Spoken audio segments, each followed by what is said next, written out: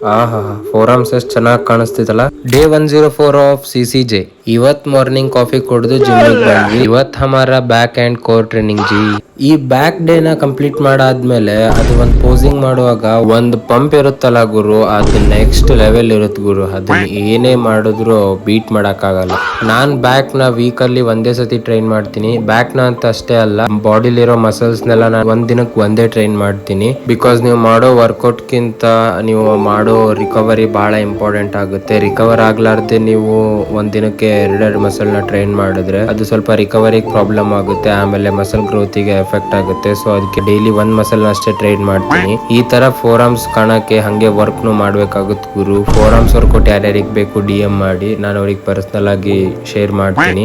And ಇವತ್ ಬರುವಾಗ ಕಬ್ಬಿನಲ್ಲಿ ಕೊಡುದು ನಮ್ಮ ಅಕ್ಕಾರ ಮನೆಗ್ ಬಂದ್ವಿ. ನಮ್ಮ ಅಕ್ಕ ಏನೋ ಕೆಲ್ಸ ಇದೆ ಬಾ ಅಂತ ಹೇಳಿ ಕರೆದು ಸ್ಕ್ಯಾಮ್ ಮಾಡಿದ್ಲು ಗುರು ಇವತ್ತು.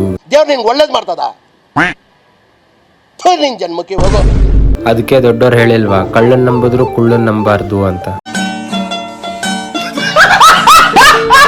ನಮ್ ಫ್ರೆಂಡ್ಸ್ ಎಲ್ಲ ಚೀಟ್ ಡೇ ಮಾಡಕಂತ ಹೊರಗೆ ಹೊರಟಿದ್ರು. ನಾವು ಡಯಟ್ ಅಲ್ಲಿ ಇದ್ದಿದ್ದ ಕಾರಣ ಮಾಡ್ಲಿಲ್ಲ. ಇವತ್ತಿಗಿಷ್ಟೇ. Stay fit and focused. ಸಿಗುವ ನಾಳೆ. ಟಾಟಾ.